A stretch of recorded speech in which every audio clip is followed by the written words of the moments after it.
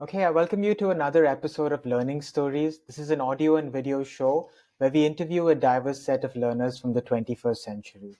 On each episode of this show, we interview a guest who has a story to share about how they acquired a set of skills and knowledge in a creative and innovative manner. In the process, we hope to uncover a new understanding of learning as conceptualized, imagined, and narrated by the guest in our show. Through this show, in the long run, I hope to create a kinder and more empathetic version of the internet where we hold space for each other and we also slowly begin to appreciate the time, effort, and love that it takes to build a career in any field. So today's guest, Saqib Ahmad, is someone I met at a book event recently, and I got to follow him on Instagram, and I realized that he's this wonderful book reviewer. But there's so much more to his life up to now that I'm really excited to discuss in this episode. So a little bit about Saqib before we jump into this conversation. Saqib Ahmad from Lucknow is a working professional who considers himself to be a big-time generalist, balancing multiple passions from dancing and cooking to fitness, sports, and gaming throughout his life. He works as a chief manager at Tata AIG in his day job, where he builds digital dashboards, analyzes complex data, and generates reports. However, his love for books eventually took center stage, especially after launching his Instagram book review account, Saqib Bookstafied. As his community grew, he gained recognition as a thoughtful critic, and their encouragement inspired him to write a story of his own, which is his own published book that recently came out, which he will tell us about more today. Saqib credits the completion of this book to them, marking the beginning of his journey as an author. So, Saqib, a lot to unpack there. Firstly, thank you for doing this and taking time out of your Saturday to do this. But the first question I wanted to ask you, Saqib, is can you tell me about Saqib as a student growing up? You know, you said you were from Lucknow. So, any stories from your childhood growing up in Lucknow to start off this podcast, Saqib? First of all, thank you, Abhishek, for having me here. It's like basically this is my first time I'm doing a podcast, so I'm kind of nervous also. What do I end up speaking? But like I'm also excited like to see how it goes. Yeah, so like about me as a child in Lucknow. So like I think that's what I've mentioned quite a lot in my character Aryan that I built in my story. I was not someone who was allowed to explore a lot of the city because I like my parents were kind of restrictive towards me that I don't go out often and I don't mingle with like troubled kids basically to end up happening a lot getting a lot of bad habits from them. So for me in my early days of my life there was not much of city life that was happening to me. I mostly spent time with my parents or my two elder brothers, and I mostly explored the city when I like when they were around. But like mostly the main thing that when one thing that comes to my mind when I think of Lucknow is the food there. So like I think that's the something which like this is the one word where everyone comes to mind for people because the food there was such an amazing. It's like when I've tasted that level of food in my mouth. So I don't know, when I go outside and eat some different food in like different parts of the world or different cities, so it's very hard to compare, and I feel bad that okay, like people say that this is the best dish that they've ever had, but I have tasted something in Lucknow, so I just cannot say something that okay, it's not that better. So yeah, so that's probably it from Lucknow. So, so what are your favorite Lucknow traditional dishes that you'd recommend for anyone going? Well, tunde kebab, obviously. Like, see, if you ask me what is the perfect taste that can come, like I can think of, so it's basically tunde kebab and shirmal that is made there, orange roti that is made there, and with that, and this there is this nahari that my mother cooks during like Eid or Bakrid. So when I club these three things together, and that single bite is the ultimate taste that I can ever have in my life. So that's something I really miss a lot about Lucknow. Yeah. So now I have something to try when I go there. But tell me more about Lucknow, Saqib. You know, I think हर शहर का अपना रस होता है. You know, like Mumbai has its own flavor, its own mood. Like I haven't grown up in Lucknow. I got to visit it once. So, like, if you had to compare Lucknow to a city like Mumbai or Delhi or Bengaluru, what are two or three things you would tell me that stand out for Lucknow as a city, as someone that lived there? So I think if you compare Lucknow with the different cities like basically like Mumbai or Bangalore, so it is not that fast paced, and people are very relaxed over there, which kind of like a good thing or a bad thing also. But ultimately, they have their way of living their life. It's like the shops in the morning don't open at very late. People prefer to have their complete sleep and peaceful sleep in the morning, and the shops open up late. And so that's one thing. And also it's like obviously many people say that it's a city where a lot of people give you respect and they talk with aap karke basically. So that's true about there. It has it has grown started to grow towards metro cities because a lot of people are coming in from different parts of the cities, and it's kind of getting mixed. But if you go to old part of the cities, you will still find those people who are talking in Urdu basically, and their way of like speaking is very poetic. So you can say that about Lucknow. Also, there's a culture of like mushairas used to happen a lot. I'm not sure whether they happen right now, but I remember my father used to watch a lot of mushairas while I was growing up. So they happened in different parts of the city. So if someone who is very into like poetry or something, then he or she might find it very interesting, the vibe over there. Yeah, because like as you said, Mushairas and Lucknow being the city with the language, like Hindi. I mean, the kind of Hindi that's spoken in Lucknow is very different from what you'd hear in maybe Mumbai. Mumbai is Yeah. So I, there is a lot of Urdu words that are used in like mixed with Hindi over there. So that's why it gives a different flavor of Hindi in Lucknow. interesting. And like, so did you grow up reading in Hindi and English, or was it like one language in particular? Yeah, it was mostly English only. I have like I moved out of Lucknow after my class 12, basically 2014, and I've been living in different parts of the city. So Hindi, like I find it very hard to read Hindi now. If someone gives me some government form where I have to read the proper Hindi words, I really have to ask my parents for a help. So and it's like that. I don't think I've after my textbooks in school, I don't think I've read Hindi literature after that.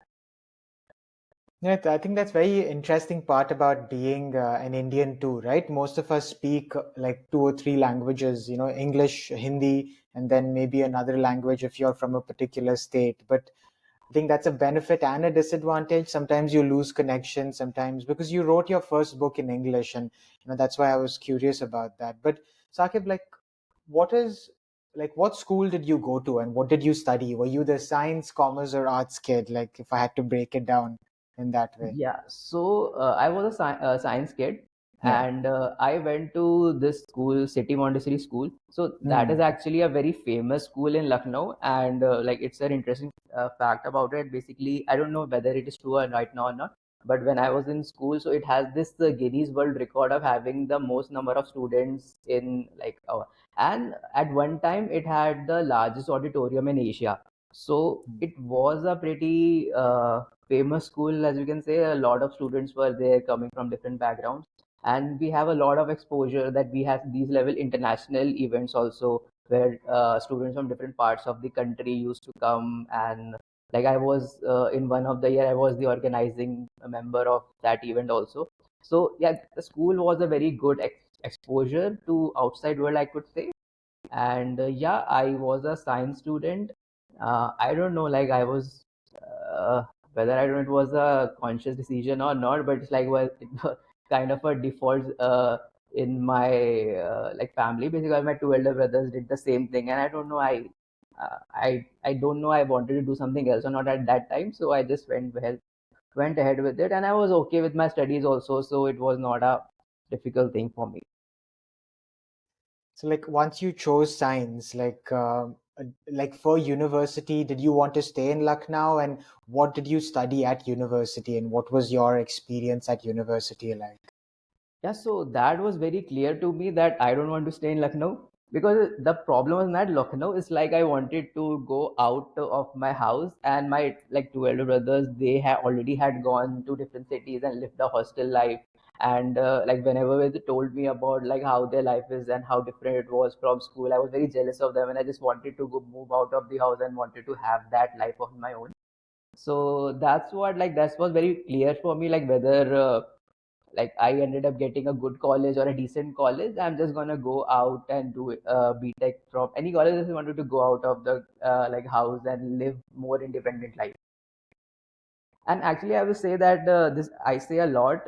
Like if people ask me, like if, especially if younger people ask me like advice on how to like grow as an individual, I would say it is very important to have like lived a life independently for at least some time, because then only you discover yourself and you realize that whatever the things that you can do and what like what are your limitations and how to take care of yourself. So basically, when we are living with our parents and like in the comfort of our zone, we don't realize that how much capable we are unless we are faced with those situations. And so I was something like that, because I used to live like I was kind of very pampered child during my childhood. So like when I moved out, it was a very big cultural shock to me, and I had to adapt a lot. And I'm so glad that I end up doing that, because that's like I feel that was the one of the major reasons that I am what I am right now, because of moving out and learning about myself and all those things. So I think it is very important for everyone to at least live independently for some time. So what city was this that you moved to? And you know, Like my college was in basically it will come in Mathura. The technically it is Mathura, but like it was in the middle of the highway of Agra and Mathura. So we usually say it was in Agra, because we use every time go to Agra after school or something. so I'm curious, like, was this the time you had your first big relationship and heartbreak? And this is going back into, your book as well. You know, college is that time where you also get to explore different sides of yourself. So, like any stories from college that come to mind, and some things that you would do with your friends or something that you remember in particular. Yeah, I'll tell you. Actually, Abhishek, someone is knocking on the door. Can Sure. I just? Yeah, yeah, Yeah, go ahead, go ahead. sorry for that. No.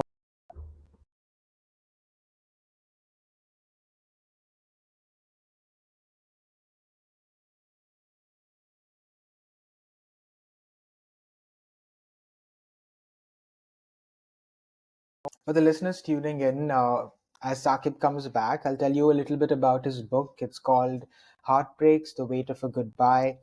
And I will link it in the show notes. And you can go back, follow the show notes, and reach out to Saqib on Instagram or purchase the book on Amazon as well. It's a beautiful love story set in India, and I think Saqib's a really thoughtful, reflective writer. And I haven't read the book yet, but I'm really excited to purchase my copy and share my thoughts with Saqib as well. So sorry, Oh, Saqib, I sorry, was man. So sorry, someone was knocking on the door. nay, all good. I was just telling the viewers about the book and the fact that I'll include it in the show notes and they can purchase a copy for themselves there too. So, as I was asking you, Saqib, like, some stories from your university years, like funny stories, embarrassing stories, anything that you'd be comfortable sharing. Yeah.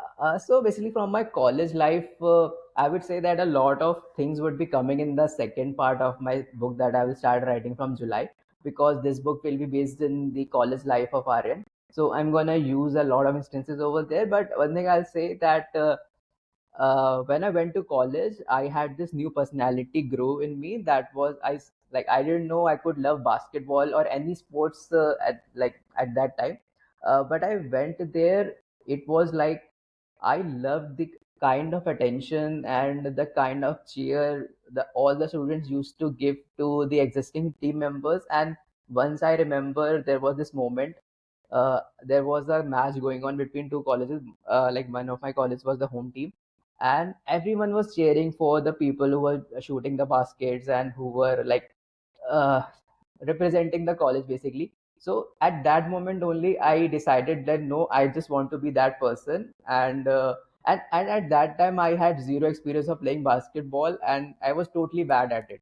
But I don't know, it just happened with me that I wanted to be that person. And those 4 years I played a lot of basketball. Like me and my friend used to hang out uh, maybe 4 to 5 hours every day after our college, because we used to live in hostel, and the basketball court was just next to it. So we could spend around 1 or 2 in the night, and we just continued playing for 4 5 hours. I actually lost 15 kgs of weight while like playing basketball only. So you could see how much we used to love basketball, and like that love of basketball will be included in my second part. So It's very interesting because I was seeing someone talk about the book, and they mentioned that Aryan, the character that you created, he's extremely passionate about the movies, and he has a lot of Shah Rukh Khan references. There are the Kal Ho Na Ho songs, and then there's the Rehna Hai Tere Dil Mein songs that he plays in the background. And so, like, I'm curious about your interest in films, like in particular during that time. Were there some films that you remember? Because growing up in India, our first introduction to the idea of love is often through movies. And I think for anyone growing up in the 90s and 2000s, you had certain actors in certain films, Shah Rukh Khan in particular, that, built that image of what love can be, right? So, what is your idea of love through the movies in that sense? yeah, so you were right about the Shah Rukh Khan part basically. So this is how I was introduced to love, and every idea, or maybe I don't know, like it has a huge impact on me watching all his movies. Basically, I think Mohabbatein was the first film that I watched of Shah Rukh Khan in theaters, and after that, I like watched almost every movie in theaters, like Kabhi Khushi Kabhi Gum, Swades, Devdas, Kal Ho Na Ho, Main Hoon Na, every like almost every movie I've watched it in theaters. And after that, when I grew up, it was I used to watch all his movies on repeat. So basically, every movie I've watched at least 5 6 times. So that is something like it's my comfort zone. And like right now, when I'm in my lowest zone, I end up watching one of his films. So that is true. And like when you think, you say, ask about like my idea of love. So like this is something that I've said during my book launch also. So for me, the like I have this interesting theory that love is made of two components. One is like 30% of it is the noun part of it, and 70% is the verb part of it. So the noun part is something that the Shah Rukh Khan movies have taught me. It's like the feelings that are portrayed in the films, that what we feel when we like when that love is reciprocated to it, or even if it's like एक तरफा प्यार वाला जो dialogue है, that's also very true and very real as well. So those is just the 30% part of it which I knew, but the 70% part of it is something that I learned during my experiences about in relationships, or like while talking to a lot of people. Because while I was growing up in school and college, like the biggest topic any guy would talk about is like relationships, someone else's or their own. So like I heard a lot of stories, so that kind of stayed with me. And like what are the things they people are doing, what are the things they shouldn't do, those kind of things. So that is basically what I feel about is the 70% part of the verb, that many people just don't like forget about it. But this that's kind of more important, that what are the things that you do in love for the other person, and most importantly, what is that definition of love of the other person who is getting that love. So basically that definition of being loved can be very different for every person. Like for example, like any person would expect some gifts from the partners. So that is not wrong, but some people would say that is very materialistic. But it's their choice and it's their definition of being loved. And if someone's idea of loving someone is giving them gifts, so it's not wrong. So basically, those two are perfect for each other. So that's the kind of thing people don't understand, I feel. So that's where compatibility comes in, and all those things. So basically, everyone needs to know whether what's that definition of being loved for them, and if they can communicate with the other person, and if that definition matches with them, so I guess that people make a good match for each other. Yeah, it's a very good thought, Saqib, because we often think about who is loving us, but the way you put it, it's like, how can you understand how the other person wants to be loved? and Right. give them that kind of care. And I think that also means moving yourself out of your mind and sometimes putting yourself in the shoe of someone else. Because I think when you meet someone, you never know at what point of their life you are meeting them. They have led a complete life for like 20, 20, 30 years before they met you, and they have had Exactly. several experiences with family, friends, partners.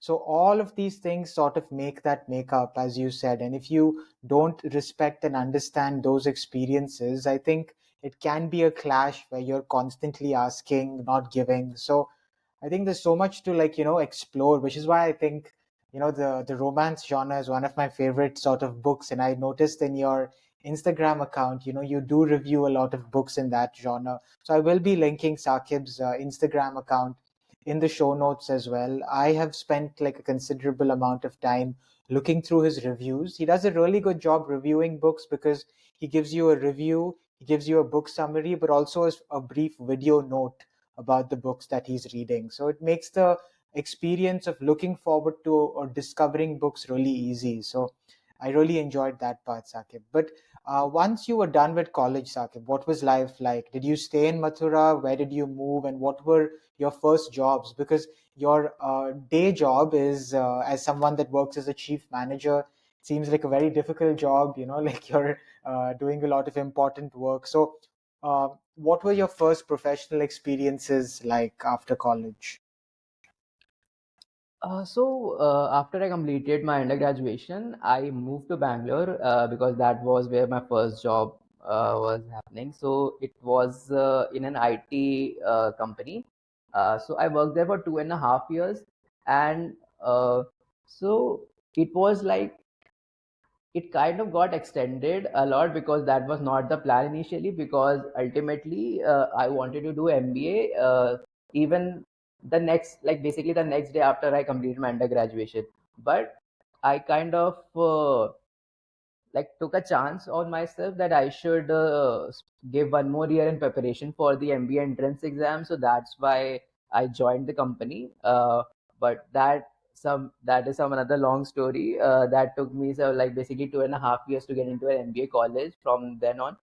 So constantly it was like I knew that this is not my permanent job and I need to get into an MBA college. So throughout my job, it was like I guess it was the same thing as it is right now. I was doing my job during the daytime, and then the later half of the day I used to prepare for my entrance exam, CAT and NMAT.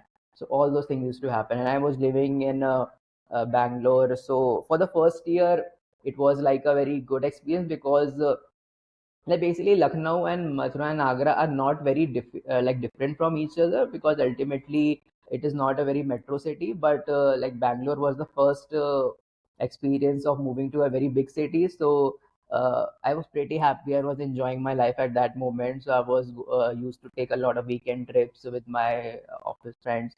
So I used to visit a lot of hill stations during those times.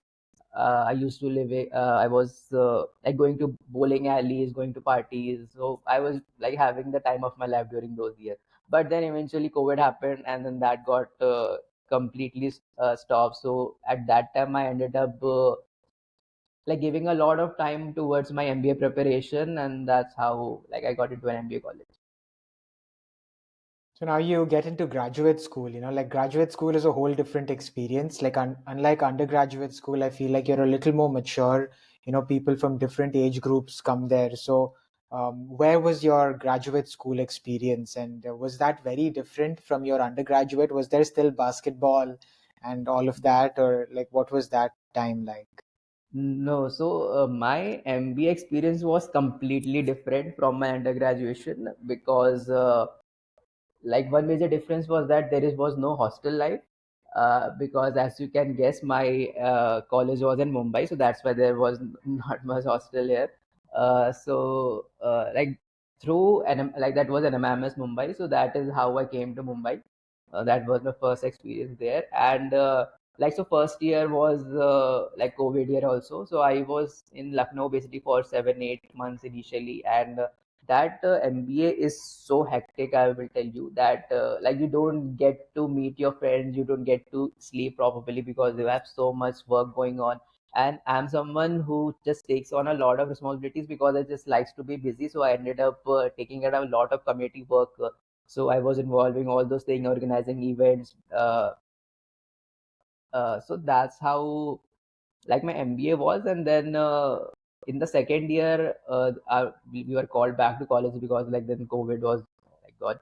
So then I moved to Mumbai for the first time, and like it was MBA was a like very different experience because basically you, as you said, that there are a lot of mature people around, and there is constant pressure of getting a good job because you have invested so much money. And I like this is was my dream, not just a dream college, but I wanted to have a professional uh, like journey in a post MBA because like I've put in so much effort to get into a good MBA college. So that pressure was always there. But I also wanted to have a good MBA life because like my college experience in Mathura was not of something very ideal. It was very much fun, I would say, but it's not something that I wanted to do because this is not something we had, saw in like movies that we grow up, that okay we used to like going out or having parties with our friends during college, because that doesn't happen in a lot of colleges and wasn't that true in my case in Mathura. So but that is how I got to experience that during my MBA college. So there were a lot of clubs just near our houses. So every weekends we used to go to some club or having parties or having house parties. So all those things used to happen, and then after coming from those parties we had to do a lot of homework because we have to do presentation the next morning. So it was completely insane 1 year of my life. And so this is the insane part of any regular MBA student. But I was someone who was like a president of alumni relations cell, so I had a lot of responsibilities which many people were not aware of. So and that was something I took up voluntarily. So it was like extra headache that I have put on me. It was so much extra pressure. There's so much responsibilities. It's like I was managing a team of 50 plus people. So there was conflict resolution. Everyone, like I used to be prepared for every event. So there were major events happening in different parts of the India, in Hyderabad, in Bangalore, in Delhi. So I used to overlook all those things. So it was just too much on me, and I was completely exhausted. And by the end of like my MBA, like the last 2 months was something I just wanted to get over with it so that I can have my peace back, because it was just too much pressure on me. And like I am someone who doesn't like bring out a lot of emotions like through anger or showing frustration. It's like I just keep a lot of thing inside me, and because I don't know if it's unhealthy amount of empathy I have towards people. So I understood that okay, like if someone is behaving like this or someone is doing that, and okay, why are they doing that? So I just took it all on me that okay, I'll just handle everything on my own. So that was kind of too much a drain of energy out of me. So yeah, that was my MBA college. So, like, once you were done with your MBA, Saqib, like, I know books are a great way to, find some comfort in your busy lives. Like, the characters can take you to different places, you experience different lives. So, I'm just curious, like, once you started working in your new job, I think Bombay has been your home for quite some time now. So, like, how did books give you comfort? And when did you decide to start your Instagram account where you'd review books? What was your thinking behind that? So I started my bookstagram account very recently, basically after I was done with my MBA college. So that's when I decided to create my bookstagram account. So before that, uh, I won't say that I am an avid reader from the start, because maybe before 2019 I had read maybe 7 or 8 books so far. But I started read like I consciously uh, like made the habit of reading while I was preparing for my MBA entrance exam, because there is a reading comprehension, and it is suggested that you read a lot so that your comprehension speed increases. So that is how I started the habit of reading. So I put a target of reading 10 books a year. So and at that time I was reading just self-help or non-fiction kind of books. So I had a phase of reading continuous 20 self-help books. So and that was the, like, many people have their bias against self-help books, but I don't know, like, they have played a very major part in my life. So I don't read self-help book right now, but I have very high amount of respect for those books. So yeah, so that was the time when I started reading books. And once I got into the MBA college, so as I said, the life became so hectic that there was hardly any time to read at all. So in those 2 years, I haven't read a single book. I tried reading Psychology of Money towards the end, but I just couldn't finish it off. But then I think just last 2 months of my MBA was something I tried to regain control of my life a bit. So that's why I started reading some fiction books, so that like, as people say, reading slum. So I thought, I guess I was in a reading slum at that time. So I picked some fictional books at that time, and I completed two of them. So I was like, fine, finally I got my reading habit back. But once the MBA college was over, I went back to my home.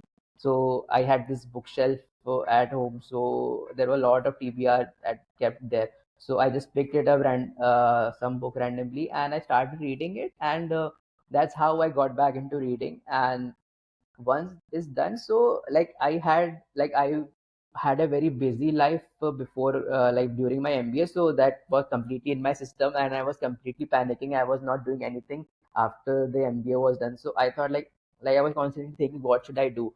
So I don't know, I decided, like, it is very important these days to have a digital presence. So that was the first thought that came to my mind. So I thought, okay, why not I create a page of, like, I start this journey through my love of reading. So, and maybe just share some quotes that I read and do all that. And I didn't think through about it much. I was completely new to this content creation game, and I had no experience of how to go about it. But it's just something that I decided, okay, I'll just figure it out along the way. So I just started doing it. Like, my first post was some highlighted pic of seven habits of highly affected people. I just clicked a picture and I wrote something and I just posted it. So, and for a long time, I used post a lot of, like, pretty standard content. I was not sure what to do and what was working, but this is something about me that I'm actually very proud of myself. It's like, when I start to do something, I don't put it off very soon, unless and until it is a very conscious decision that, okay, this is not working for me. So when, like, I made up this mind that, okay, I'm going to post every day. Like, it was nothing that I will focus on quality or something, but this was sure that I'm going to post every day, and then I'll figure it out along the way, how's it going. So I started doing that, and then I got into reels. I realized that, okay, reels is something, it is important to increase the reach, and then engaging with other content creators, and then taking inspiration from them, and then along the way my content improved and improved. So it's been around like 2 years or maybe 2.5 years now. I've been constantly posting content. So, like, it's not like I post every day. Now I started to do that because, like, I figured it out a bit, like what is important, like how to work on Instagram and all. But earlier it was like there was hardly a week that I haven't posted 2 or 3 times. Like, all this involved during my moving to Mumbai, getting a new house, getting into a new job, learning about it, and starting my author journey. So all those things were happening on the side, but this was something that I made a habit of. And, like, this is, I guess that's how, like, patience does reward you in the long run. So that's how. Yeah, that's pretty amazing. I think I've really enjoyed your reviews, Saqib. I think it's very accessible. I think you do it quite professionally in terms of the templates that you use. You don't reveal anything from the book's plot, but you also get the reader excited about the book by talking about things that stood out for you. And I like how you combine text and video, where you have like a short video, but you also have like textual summaries of the books. And I've noticed that there are several different genres. You're not just reading in romance, but there's also drama, there's Indian fiction, there's international fiction. So it's a good combination. And I'd recommend people to, look at the page, which I will link in the show notes to understand more about Saqib's work. But um, tell me more about this idea of bookstagram, Saqib. Like I saw in your page, there are so many people that are so active about books, and I didn't know this world existed. So I'm really curious, like, what is bookstagram in like an Indian context? Is it really growing based on your experience with other bookstagrammers? Yeah, I think so. Like basically, since I started into this industry, like I feel like I've been here for 2.5 years now, but I still don't know 50% of people, and it's like I come across like any other new Instagrammer who has been active for and has some thousands of followers. So uh, like people have like there are a lot of Instagrammers like throughout the country, I guess, and they're doing a very good job. And like yeah, some people do make a lot of money out of it, some people do it out just out of their love, so it's basically but I think most of them makes like do this because of their love of books, and it's like they just like the aesthetics of the books, and that's how like some people are very good at clicking pictures, and like some people don't even have reels or maybe coming in front of the camera because they are not comfortable with it, but still their account has been growing for so long because they have been consistent with them, and they have been honest about their review. So one thing that I've noticed is that a lot of people make this mistake of that they just for the love of book they end up giving misleading reviews so that like they can please the audience. So please the audience or also read just what is trending, and in order to get the review copies from the author themselves, they just write highly about it even if they don't end up reading it. So that's kind of some malpractice does happen in this industry, and that's how people don't grow their accounts. And like if someone realizes that okay, like they are doing something like this doesn't seem genuine, or if they have read their book themselves, but like if a book is completely bad but they end up making like giving 5 stars to them, so that's how when people start losing followers and they don't grow eventually. So yeah, it's a pretty tricky game, I guess, but I guess consistency is the biggest thing that like has actually helped all the Instagrammers. Yeah, and like what according to you is the purpose of a review for because you're also an author, Saqib, like for and I enjoy using Goodreads personally to find and discover new books, and I love the fact that I don't normally read reviews before I read the book, which because sometimes there are spoilers, but sometimes there are reviewers like yourself that can give you a glimpse of the book without revealing something. But I've noticed for me personally that discussing a book with other people after reading it and reading reviews helps me look at different sides of the book that I may have not noticed. So, according to you, what is the purpose of like a good book review? Right. So I completely agree with your point because this is something I've experienced myself, especially after joining these book clubs. That after reading the book, it's like everyone has their own understanding or their own way of connect to the book. And once you are in a group discussing about different aspects of the book, so it's a like completely new experience. And it's something very enjoyable actually from every reader's point of view. So I would recommend to every reader to at least be a part of these discussions so that you can have a complete idea or maybe complete experience of reading a book. So that is one thing. And like the other thing that you asked about is the purpose of a review. So I'll just tell you that these are uh, like so there are two audience basically, or maybe two stakeholders if you say. So if you come from the author's point of view, so the author send the review copies so that many people know about their book. So basically if I'll tell you about myself, so uh, like if I have written a book, so if many people are not reading my book or even getting aware of my book, so that is like I've wasted a lot of money which just the story stays with me. So that, and you see Instagram has a lot of active users, and that is why authors are spending so much amount of money or giving out review copies so that their book is constantly available on Instagram, because there are countless number of people watching reels continuously, scrolling through the reels, spending time on them, because so the target audience is on those apps. So that's why the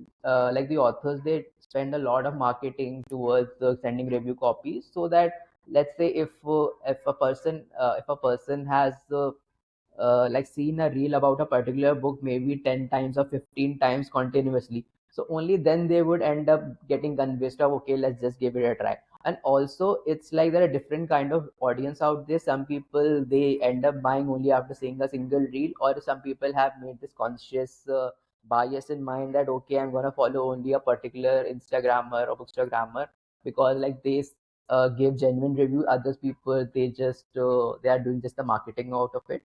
So there are different kind of people out there. So there are different ways to convince them, right? And and now talking about the other readers part. So before I was an author, I was like as I said, I was a bookstagrammer only. So uh, like basically bookstagrammer is a lot of support community as well. So it's like if you are constantly engaging with other people and you are suggesting them books which they are not able to find out, or if like basically what I think like I stand out for a bit because like I give very honest reviews. It's like if I don't end up liking a book, I am not gonna say highly about it, so people might have noticed about it, and that's why have kept following me and respecting my reviews.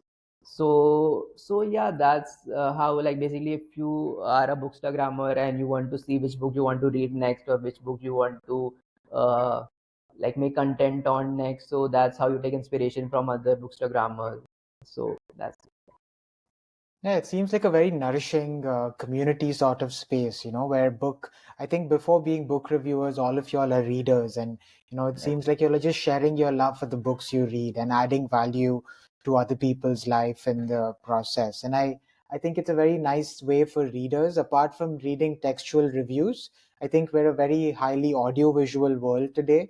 So I think seeing videos, seeing reels are a great way to discuss and bring a book to life, because there are so many books published, and if we don't talk about them, it's very hard for them to continue being part of that cultural conversation. This one more thing I'll add. Like another aspect of bookstagrammers is that they tend to get review copies from the big publishers directly. So basically, Penguin or HarperCollins. So, like this is their reward, I guess. So in that case, like they are not earning money from them, but they end up getting new books that are getting launched, and many people are not access to it, and they end up getting free copies from the publishers. So like that's their way of doing marketing from the publisher, and they are getting free copies because they're making content and the publishers are liking it and they're growing their followers. So that's how it works. And also, since you mentioned about Instagram, I would say that like I've seen in these 2 years that like this is a very confusing thing for a lot of bookstagrammers. It's like they tend to say that they are making content because of their love of book, but if like it's very important to be honest to yourself that why do you want to make content on bookstagram. Either you want to earn money out of it, either like your main game is to gain more followers so that you can get good deals from publishers or get brand value and all those things, or it's just actually really love of reading books. Because like people get frustrated of the fact that they are not able to get new followers or their reach is uh, getting reduced. So that's why like many people get a bit disheartened and they end up quitting it and then they're joining after some time. But that is something like since consistency has been lost, it becomes even more difficult to grow your account. So it's very important to be honest with yourself that why are you actually creating content. So if you want to earn money out of it, then you just be honest of yourself so that you can make strategy and make content accordingly, because they don't go hand in hand completely. So this I've seen people getting very confused about it during their bootstrap journey. That's a great point, Saqib, because I think it's so hard to earn off social media, in the long run. And I think like passion has to be the driving force. But I also want to acknowledge that it's so much time, on your part, because it's not like someone is doing all of this for you. You are writing, you are recording these videos, and also you are reading these books. It takes a lot of time, right? It's not like getting a copy is fine, but you are putting your time and your effort to read that book. So I think it's an investment of time, and I think time is really money in today's day and age. So I shout out to all the bookstagrammers, and I think in your account there are lots of people that put so much effort and time for readers like me, because I don't create a lot of books but I do find new books through posts that the community puts out. So really thank you, for your work and for putting out these posts. It's really important to keep that cultural conversation going. But Saqib, I'd like to talk about your journey as an author. Now that you were in this world of reviewing books, suddenly where did this idea of writing a story come from? And why romance? Why not mystery, murder, drama, history? Why romance? Why heartbreaks? And why the weight of these goodbyes? Tell me more about the book that you released and your journey as publishing the book as well. Right. So why romance is because the answer I've already given about like the how much impact of Shah Rukh Khan movies had on me. So like there was this constant uh, like conversation of love that I used to keep on happening in my brain. So and I have like I have some experiences of my own, and I have seen a lot of people in their relationships and talk about it. So there was this constant, and I also used to watch a lot of rom-coms movies. So that the genre of romance was like that the default choice in me. But why I started writing is like as I said, I after my MBA, it was very hard for me to have a little of free time. It's like whenever I was not doing something, it was like I was feeling guilty about myself. So during my early days of my office, like post my MBA, I had this work from home. I was living in Mumbai, but like still I didn't have to go to office, so I was kind of saving a lot of time. So basically, 2 3 hours of every day I was doing nothing. I was just playing PlayStation with my friends, and like it's fine for a couple of days, but then after that I started feeling guilty, and I was just thinking that what should I do? Like so at that time, I was having this video conversation with my brother, and he said that why don't you start writing a book? You were thinking of doing something, so he suggested two things. Why not I start writing a book, and why don't I learn French? Because I want, like, I have this dream of learning different languages, but that is something that has not happened so far. There was some technical issue, yeah. No, no, I can hear you, Saqib. It's just a Oh, little bit of a lag, but it's fine. it's just that I cannot see myself in camera actually. Oh, So, one am I moment. visible to you? You are, but your screen has just paused, Saqib. So just give it a couple of seconds. How's your internet doing on that then? I think I can it's hear you, but I can't see you now. okay. I don't know. My screen just completely went blank for a bit. Can you see me though, Saqib? Yeah, yeah, yeah, I can see you completely. Do you want Okay, me to one join moment. the link again? Um, yes, let's give it a couple of seconds. Wait, I think it normally comes back if it does happen.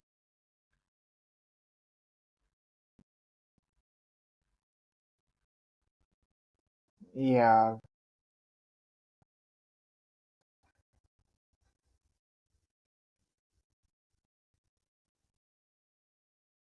Why don't you join again? Yes, Saqib, do that.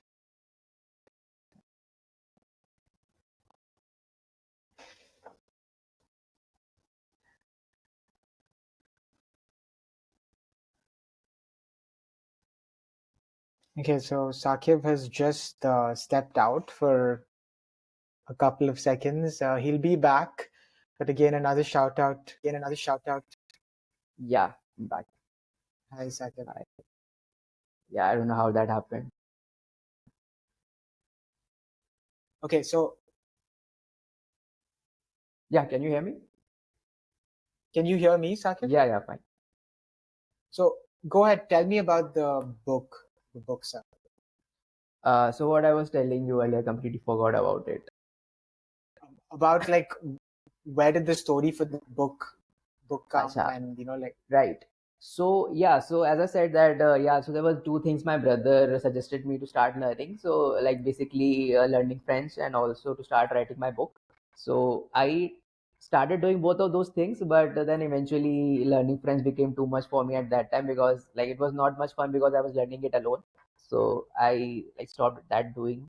But yeah, so this book kept on going, and as I said that I had zero experience of writing earlier, and I was getting this imposter syndrome that who am I kidding? Like how am I going to write a book or something? Like it just felt completely far fetched at that time. But it was like I had made this decision that I'm going to be consistent with it, and so I thought that let's just finish this first draft and I'll see how it like how it will end up.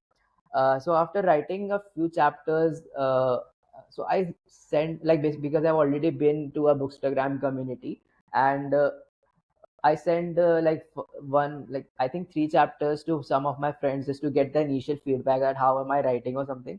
And that feedback was actually pretty motivating for me. So they were like they suggest me some improvements, which I really appreciate, because all those people's name I've written on my book in acknowledgement section also, because like they are a very important reason that how like I gained my confidence in my writing, and I felt like okay, I can do this. So just let's just see how it goes. So it's like, and that only, as I said, like if I start to put my mind onto something, I end up doing that. So it was just like I made this habit of sitting in front of the laptop every day and just trying to put some words out there. Sometimes there were just thoughts coming into my mind, and I ended up writing thousands or 2,000 words in a single day, or sometimes it was like 50 words, and I'm just sitting in front of the blank screen, just thinking about what should I do next and how to proceed the story. So it was a very uh, experience of self doubt during those initial days, but like a lot of people motivated me, and my discipline helped me to just go with it, and so finally it got published. Like, what are the costs and what is the process from end to end to publish your book? Yeah, so like basically, if you ask me about the cost, so basically there are two ways to publish your book. So there are two approaches. Either it is a traditional approach, and the other is the second self-publishing route. So like both have their pros and cons. Mm, I'll not say I chose self-publishing, but there was an option to go to traditional publishing, but it was not a very good option at that time. So I thought that okay, self-publishing would be a better decision for me, especially since I already have some name in the market due to my Bookstagram account. So that was something that I thought I could capitalize on it, and it will make sense to me. uh, but you see, first job is to complete your book, complete your draft, and not just the first or second draft. It has to be your 15th or 20th draft, because like especially if you're first time author, there is constant work required, and you have no idea how much professional help you need in order to uh, like make your book to a final product. So that's why I say, if you are doing self-publishing, it is very important for you to have hire a editor, no matter how expensive that is, because basically the hiring the editor is the most expensive, one of the most expensive part of publishing your book. Sometimes people overlook that, okay, like this is your first book, and let's not invest so much in that, and let's see how it goes.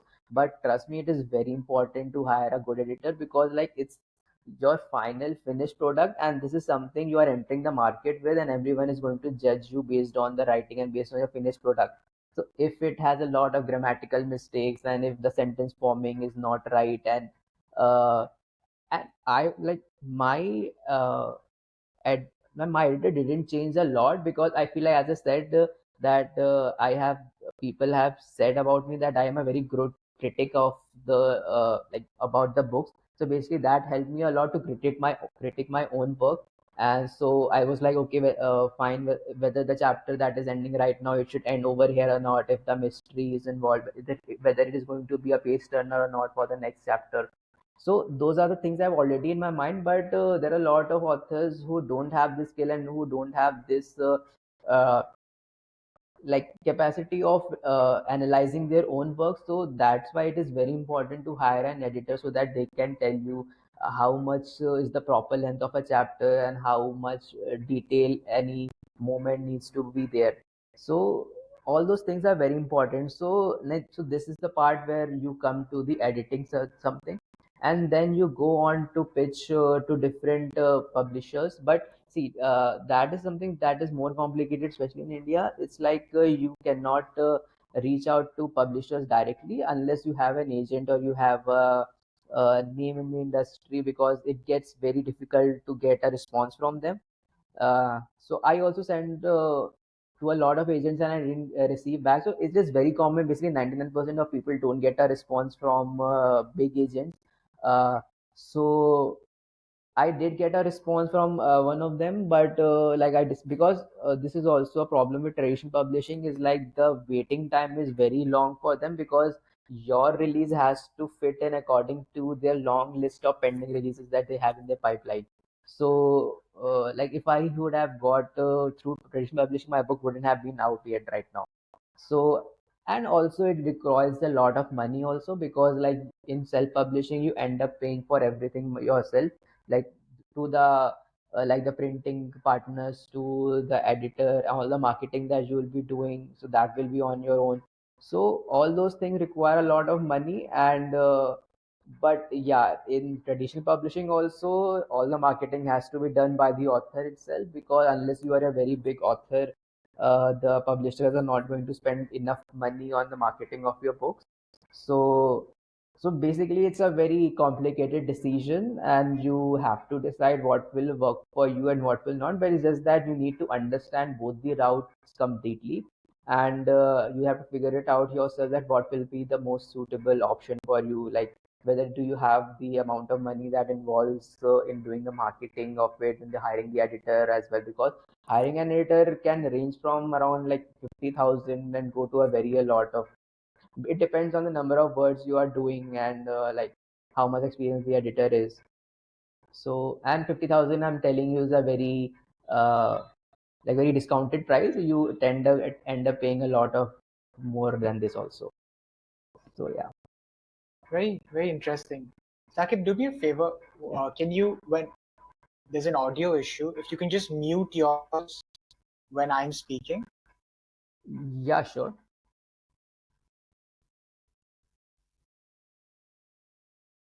Yeah, I can do it. Perfect. So we'll just mute each other when we're speaking.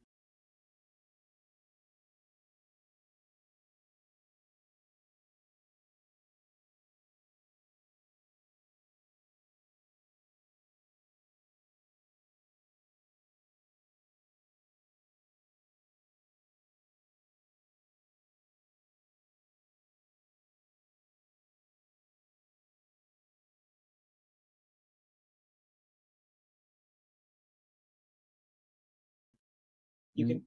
yeah, sure. So so I didn't tell this before, but when I started writing my book, it was like I had this idea in mind that I want to portray how love evolves as we grow across our, like how different it is from when we were in a child in a school, and how different it is while we are in college and when we grow up. So how different the definition of love and how much it evolves based on past experiences and the people around us, how much they impact our expectations of love.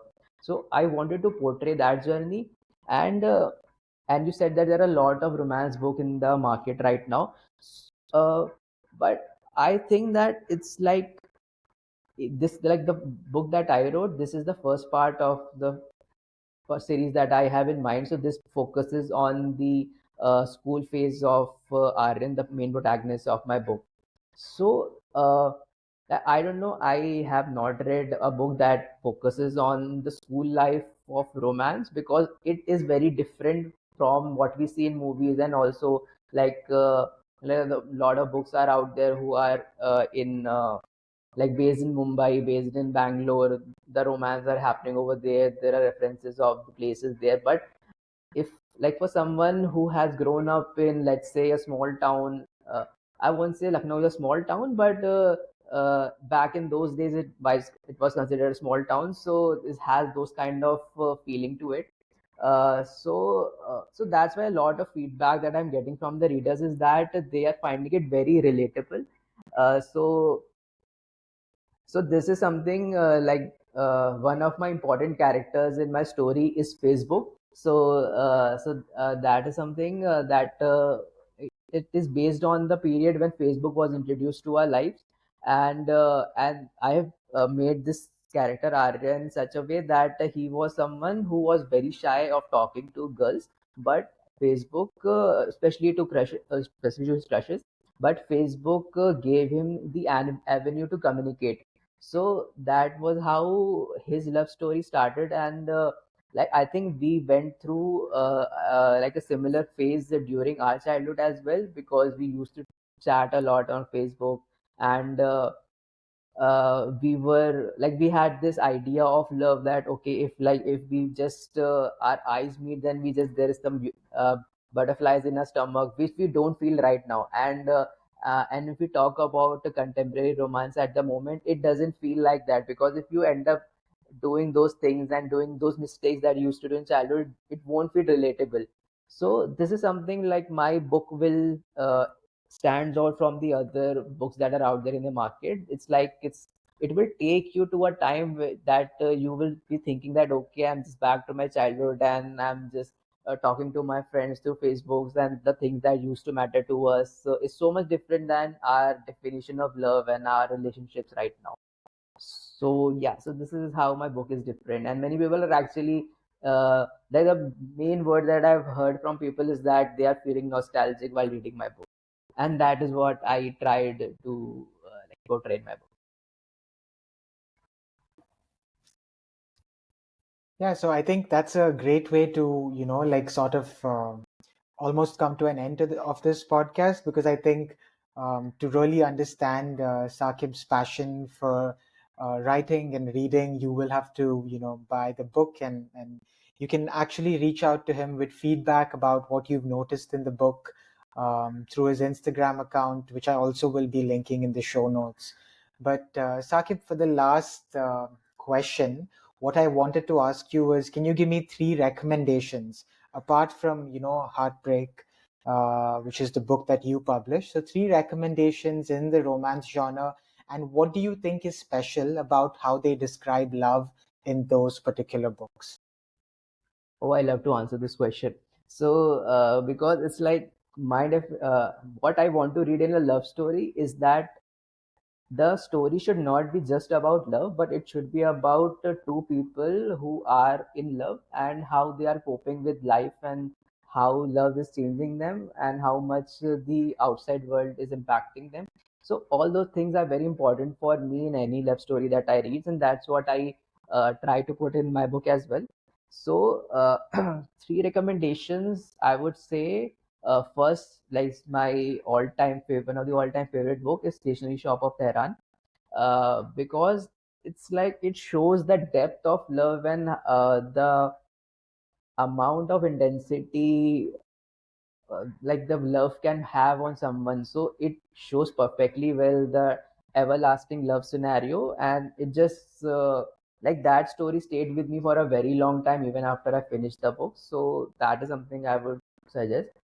Another thing is that uh, again, the Indian romance, I'll say, is my one of the favorite Indian romance book. It's Every Time It Rains by Nikita Singh.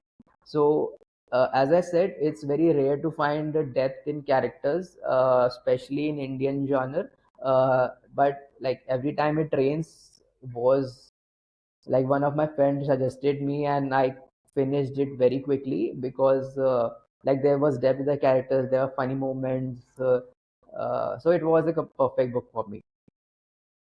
And if you are asking for romance genre, so there is one other book that I actually enjoyed in Indian romance genre. It was A Plain Story by Anmol Malik. So it will give you a lot of Bollywood vibes, and like maybe this is my personal bias because I am this Bollywood kind of person and I enjoy reading it. But some stories tend to be over dramatic in order to give those vibes. But this was a completely different experience because it was fun to read and it was emotional as well. And like every decision or every moment was justified from the incidents in the past. So it was a very well written book, I would say. So yeah, these three would be the recommendation. Perfect. So, on that note, we come to an end of this episode of Learning Stories. Again, this was such a wonderful conversation. It's very hard to condense Saqib's extensive experience, not only in a professional capacity, but also as a bookstagrammer and now a published author. I recently met Saqib, and I've learned so much from him already. But I think um, it definitely shows how much work he puts into his Instagram account. So please do follow that account after you hear this conversation, because I think you'll get a lot more value and a lot more books. Like the way he had given me 3 recommendations, I think you'll find over 100 recommendations on his Instagram account too. So, and I do hope you get a chance to read his wonderful book, Heartbreaks, The Weight of Goodbyes. And I love the cover. I love how much effort Saqib has put into bringing this out as a self-published author. And I truly believe it's important for us to support stories that are written in an Indian context of Indian characters, because I think the nature of love changes in every generation. And we need new voices to document how love is changing, how love is being spoken about, how people fall in love in this world of dating apps. So, to hold on to a little bit of that, thank you, Saqib. I'm excited for your upcoming books too. And I really do hope I get to read this book and share my thoughts with you as well. Sure, I'll be waiting to hear your thoughts about my book. And like if you meet, like I don't know if you'll be when will we meet next time, but I would love to sign the copy for you, and I hope to meet to get your feedback from my book. Thank you for having me here, Abhishek. This was such a wonderful experience. Sorry, Saqib. I'll have to ask you to mute again. Uh, So, for the listeners tuning in, stay tuned for more such stories of people from different contexts. And at the end of the day, the reason I started this podcast is to create a more kinder, empathetic version of the internet where we hold space for each other and we slowly come to appreciate the years of effort, learning, and love that goes into making a career in any field. So, thank you, Saqib, for sharing your story. And until next time, keep learning.